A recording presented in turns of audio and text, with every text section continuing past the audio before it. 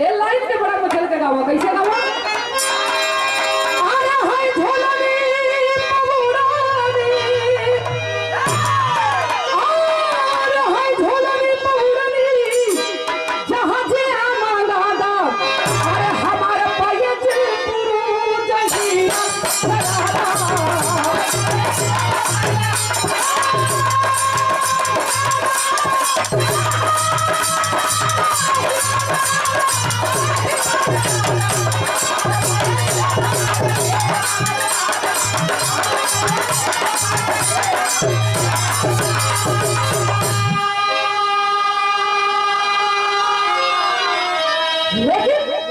दोनों भाई बहन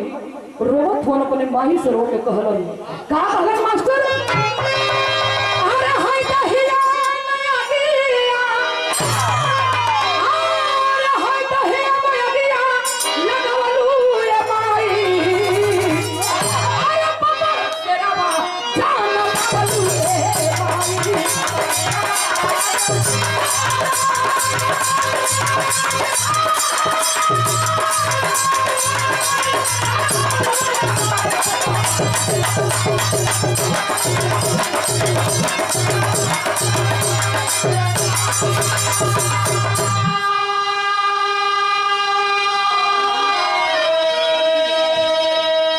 भैया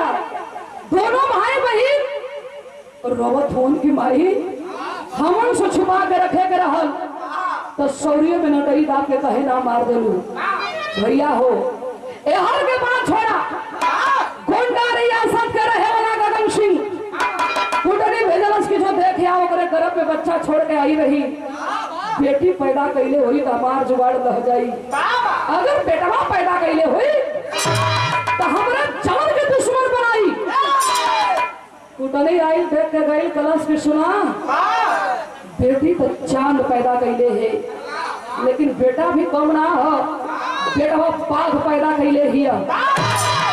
पपिया गगन सिंह एगो चिट्ठी लिखलस भैया राज सिंह जब वो चिट्ठिया के पवले हुन तई हे कहलन का कहलन अरे देले मसाला सिया रही चुनौती अरे पहिया समर में पूछे है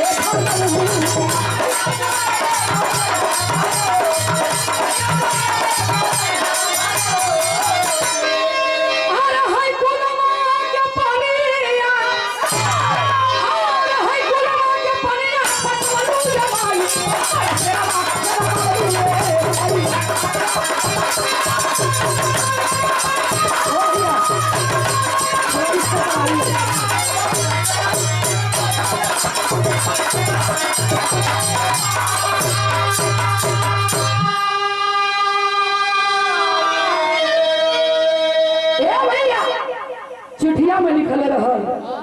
अरे राज सिंह हमर नाम है गगन सिंह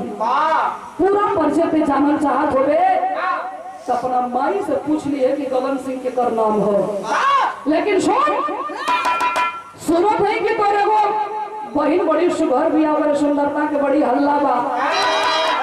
तोरे बाप के अपने किला में जिंदा बंदी बना के हम रखले है अगर अपने बाप के जान बचावल चाहत होबे तो एक रात बदे अपन बहन के टोला हमारे किला में भेज दे सुबेरे बाप और बेटी के सही सलामत छोड़ देंगे हतना भैया बाबू लोगन बैठल बानी मालिक सबका घर में बेटी बहन देले हुआ कौन ऐसा बाप भाई होगा कि जो अपने जीते जीते अपन बहन अपन बेटी के मौत के मुंह में डाल दी भैया वही घर में चढ़ा तान के सुल्तान हा ना खात बा ना नहात बा यह चिंता सतावता कि अगर माई के सुहाग बचावत नहीं तो सोना जैसा हमार बहन उठल जाई अगर बहनिया के बचावत नहीं तो हमारे माई के सुहाग लुटल जाई हो भगवान ये कैसा हमें संकट में ले आके डाल देला माई तो माई होले माई कह दिया कि रे ए बहिनी हम 2 दिन से खरीदे ना रे काहे घरवा में सुतल हा पहिरिया चंचल गई जाके चादर खींच देलस कहे का हो भैया खात ना हुआ का बात हो कलम मन ना रे बहिनिया कहलस कि सुना, उठा मुंह हाथ धोला चला खाला। तब ले चंचल की निगाह वही तकिया के नीचे गई। चिट्ठी खोल के पढ़े लगल हो बाबू। जब चिट्ठी के खोल के पढ़ती है तो रोम रोम में खून खोलने लगा।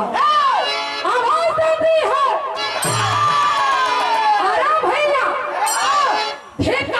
मर्दा की जिंदगी। पपिया के नाम सुन के डरा गई ना, तब पहिला हमारा कलाई के चूड़ी। अब बैठ जा चुहानी चौका बर्तन करा। हम लड़की है लगा भाई, अपने माई को सुहाग लेके आई। भाई चादर फेंक के खड़ा हो गई। आवाज के रे, जौने माई के तू बेटी है वही माई के महू बेटा है। भैया कहलस का फिर हम एक लाइन गीत बा। प्रेम कुशवाहा जी, ये आपके द्वारा 50 रुपया पुरस्कार। भैया थोड़ा ही नीचे के कोरस बढ़ा दी, कोरस एकदम बंद हो गई। बोला बोला सब थोड़ा थोड़ा कोरस बढ़ा दी।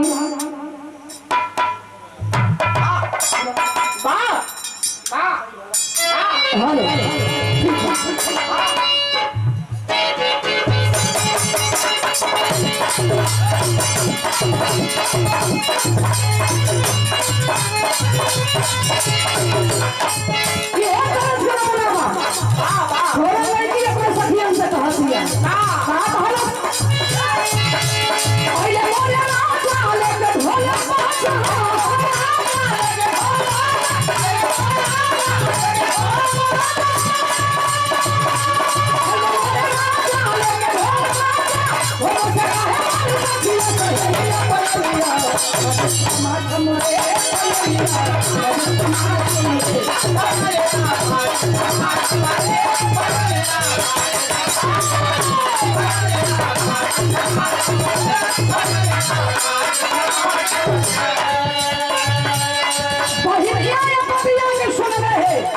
अपने भैया ने कह दिया कि सुना, शेर के बेटा हुआ, तीर के बेटा हुआ हो भैया। भैया कह दिया ना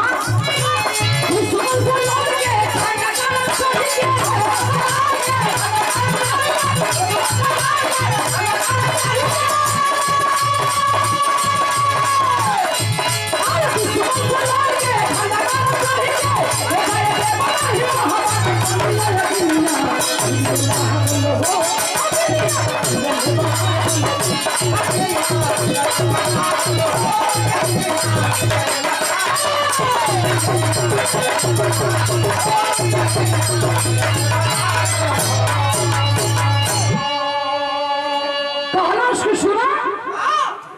शेर के बेटा हुआ। भैया खड़ा हो के कहलन के रो पगली, तू लड़वैया के बीच में ये ना हुई कि वो हमारे गर्दन काट ली चाहे हम ओकर गर्दन काट ले। यहाँ गर्दन के सवाल ना है। एक रात बदे तो डोला मंगले है, बहनिया के मुहवा से निकल गई कि दे दा हमारा डोला। ए बाबू, भाई खींच के थप्पड़ बहन के गाल में मारता है और बोला कि अरे पागल लड़की, तू पागल बन चुकी है, क्या कह रही है। बहनिया रोने लगल कि भैया हो,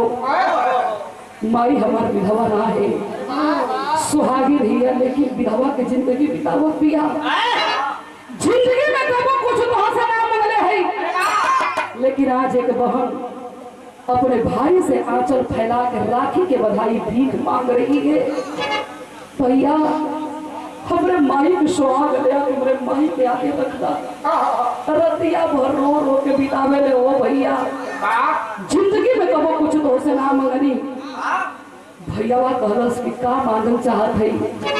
कहलस कि ये तेरे ना ही 3 वचन दा हमें कि जवन हम मांगब तवन दे देबा। कलश की वचन से कटे के ना हुई, कलम की ना कटब, जान मंगबी जान दे दे। कलश की जान हमें ना चाहा था। कलम तब का, कलश की लड़ाई अगर जीते के हो, पपिया के मारे के हो, तब भैया हो तू मेहरारू बन जा, हम मर्द बन जाई। भैया 2 कदम पीछे हट गई। कलम अरे पगली, हई मर्द के शरीर है, कौन कौन सिस्टम आई का नंबर का लिए आई कलश के सुना मर्द वही के कहल गई था मर्द वही के कहल गई जब जैसन तब तैसन ना बुझेगा बात कैसा सही कहत हुआ बल से हर में से काम ना लिहल जाला कबो कबो बुद्धि के भिड़ा के मार कर लेवे उहे पीर उहे मर्द होला पीर उस लेकिन यहाँ 4 लाइन तनी सिंगारस के बात बा कैसे कैसे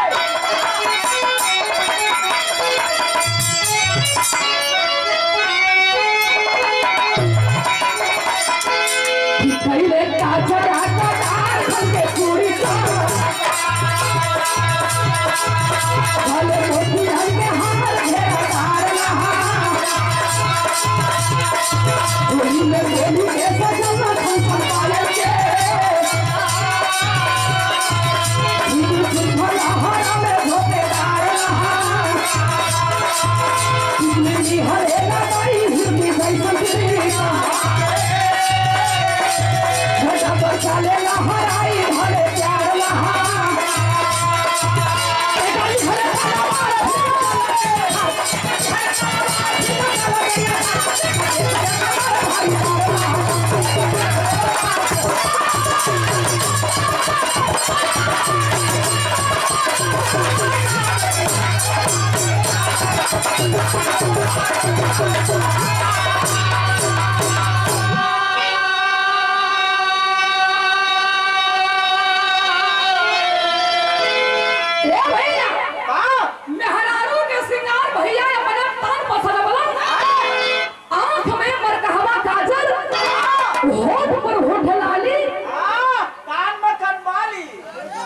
ऐसा बतावत हो जैसे मालूम पड़त रहा कि समनिया किन के ये देले हुआ राज सिंह हमार साड़ू भाई लागत का सिंगार वार सजा के खूब बढ़िया कचकचवा रूप बना के छल कौवा साड़ी पहन के जब चलल तो देखे वाला देखबैया कहां जिंदगी में बड़ा मेहरारू देखनी लेकिन एकरा जैसा ना है भैया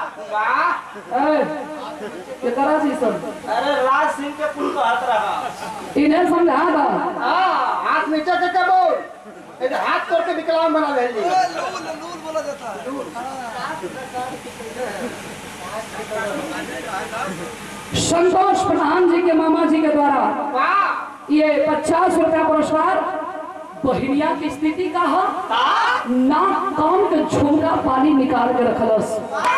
बार के बनलस जूरा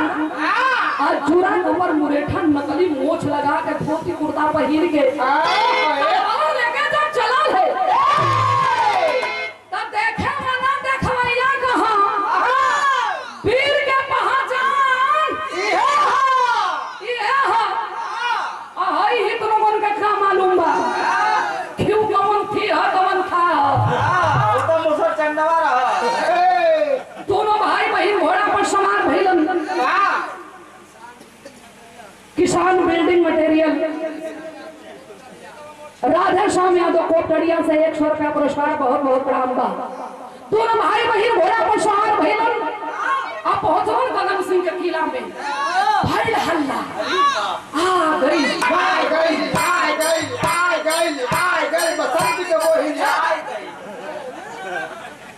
बसंती को वही कौन जरूरत है ए भैया भाई हल्ला के करण सिंह अपने बहन के लेके आ गई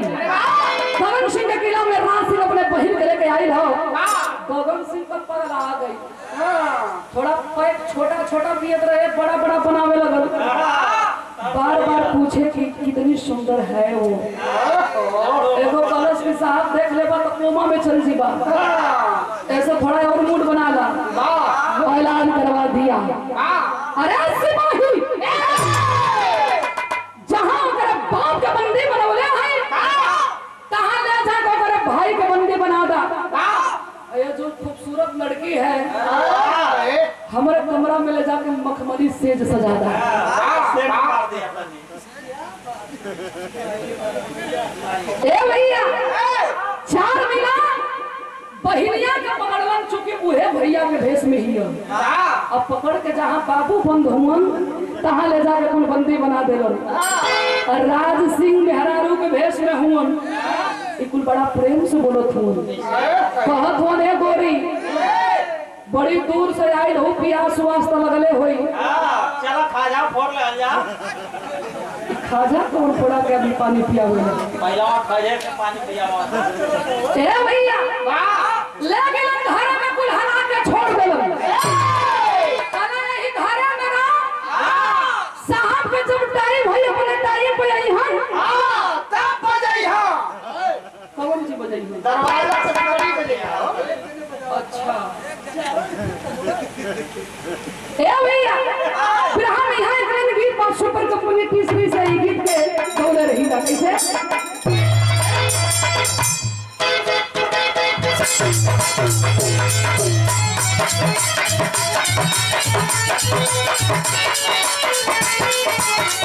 दोनों में हरारू बताओ भैया अपने सखियन से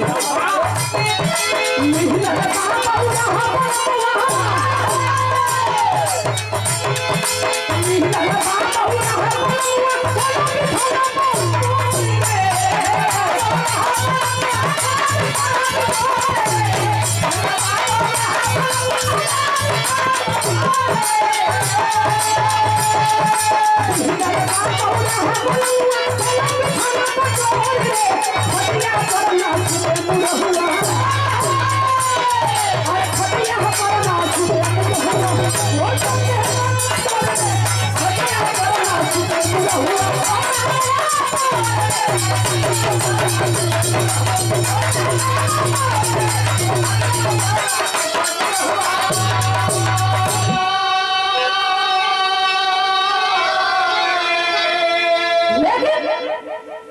राती के बेला हो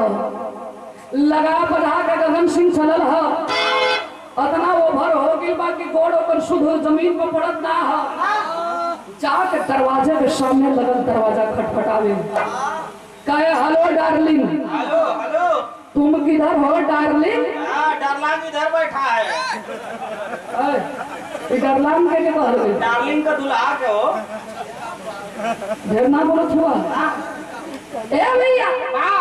फाट से राज सिंह वही घर में सारी उरी सयार के घूंघट में हो के जाके दरवाजा खोल देलन और जब दरवाजा खोललन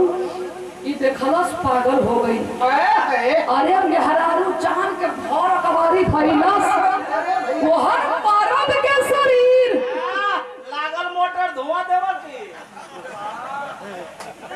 वहां तू का करत रहा ओयो पुआरा डालत रहले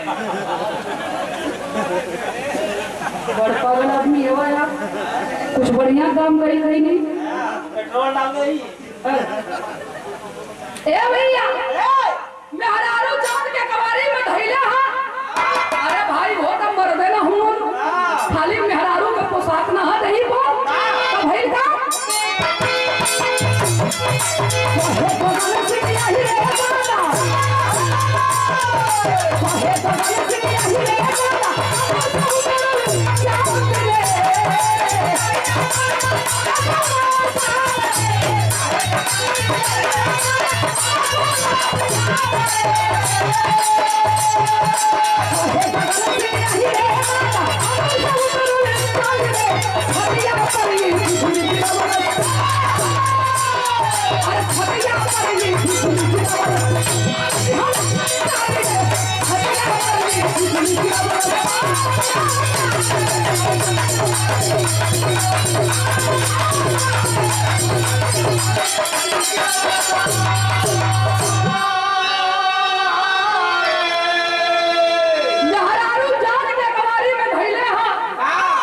घड़ी राती के 2 बजावत बा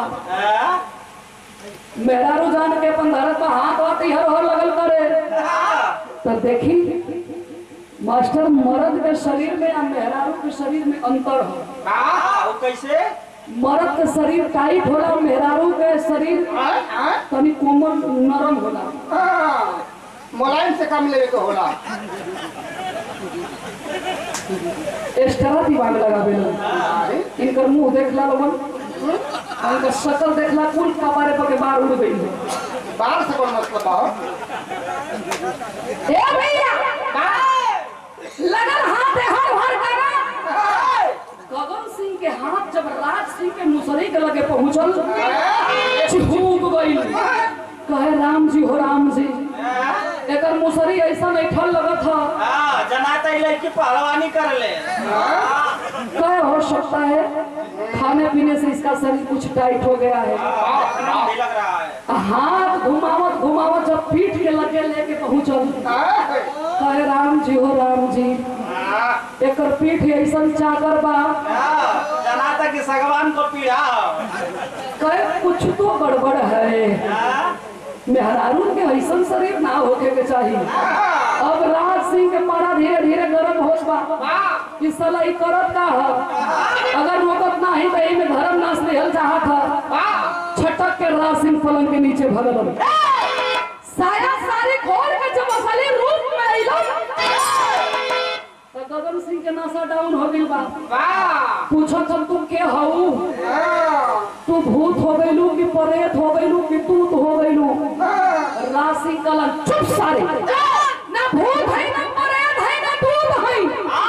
तो हाथ बहनोई है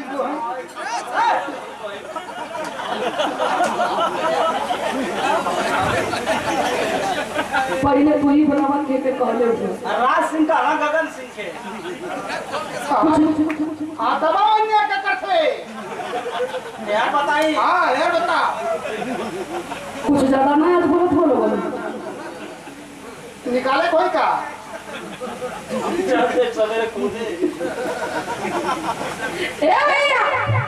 ए हर भैया के इशारा बहनिया समझ ले है तो भैया का बिरहा में चल जा लगी मास्टर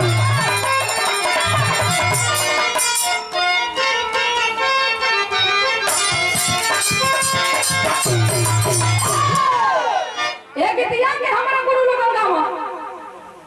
कैसे गावा मास्टर बारी उमर कमरला सकरानिया बारी उमर कमरला सकरानिया कोई खींचे झूले से पनिया कोई के झूले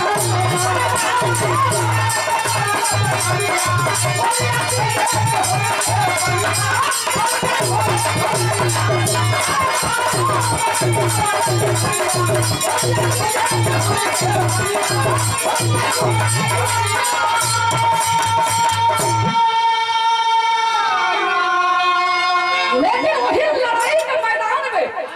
बाप के हाथ के हथकड़ी काट के पांव के बेड़ी काट के वही सर पे कफन बांध के चंचल हाथ में तेगा लेके चलती है तो पहला इसका अरे पाचल भोला नजारा सज गए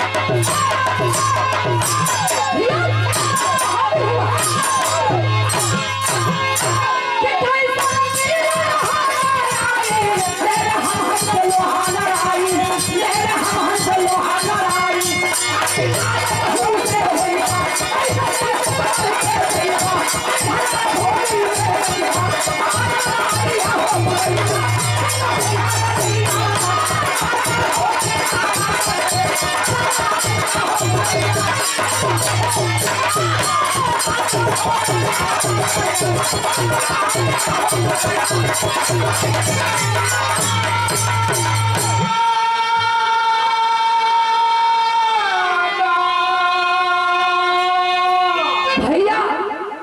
बीच महल से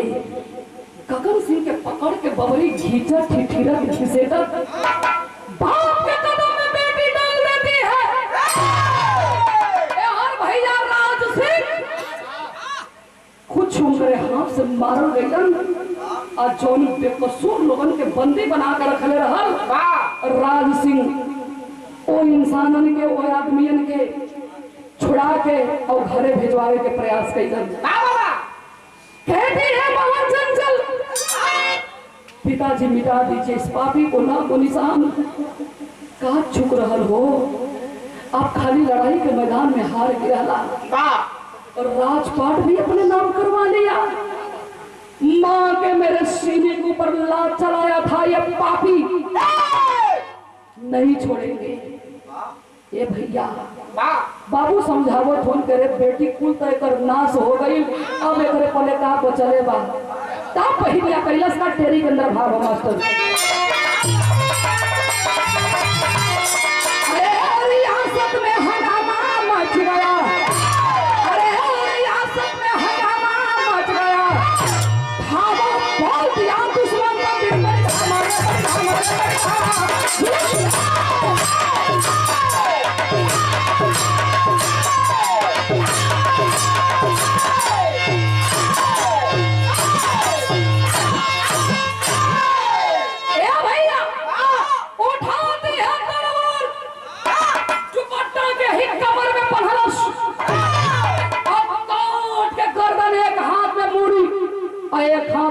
में खून रोक के लेके चलल है। इतने लोग बैठे हैं, भगवान सबके घर में बेटी बहन गले हुआ, यही नारी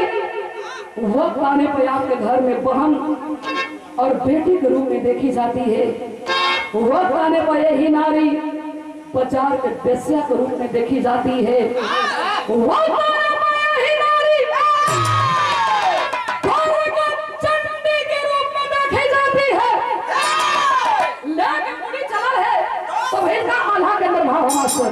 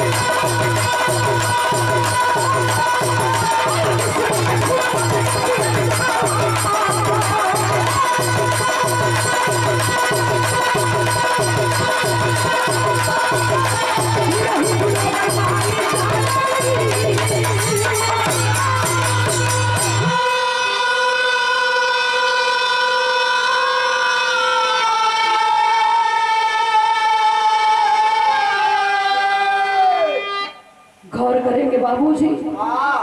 खून से लथपथ वो बेटी माँ के सामने खड़ी हो जाती है। माई बुढ़िया के तो वो हाल बा, वो रोवत रोवत दोनों आंख से लौकर नहीं खे। बस जवाब एक ही बात है कि प्रभु मुझे मौत दे दीजिए मालिक। कब तक तड़प तड़प के जिया? 16 साल पहले हमार सुहाग हमसे दूर, हमार दुई ठे सहारा रहल बेटा बेटी जिए के, वो हमसे दूर हो गई। कब ले तड़प के जिया वो मालिक। माही के बतिया सुन के लगिया रो पड़ल। बेटी कहती है माँ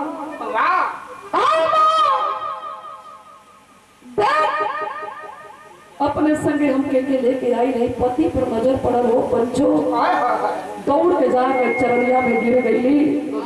पपिया के खुनवा से माई के सिया सवार के मंगिया में सिंदूर पहले आई तो बिरहा के निचोड़ में लिखे के पड़ल। कैसे?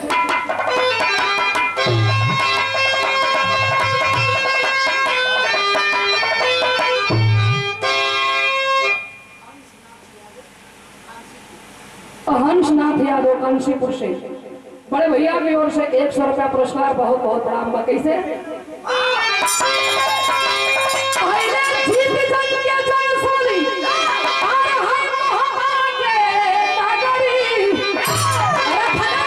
हो ना जोर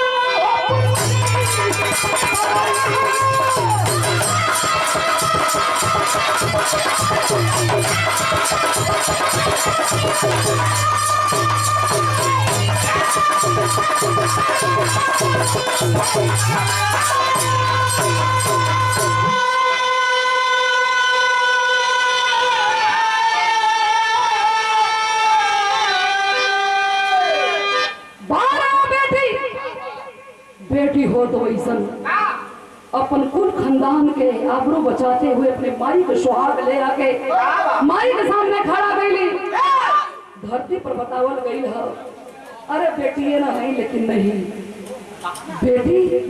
बेटा से कम नहीं है। इतिहास उठा के पढ़ लीजिए, बेटी कहाँ ना है। सरहद हिंद से लेके खेल कूद से लेके पहलवानी से लेके राजनीति से लेके और यहाँ तक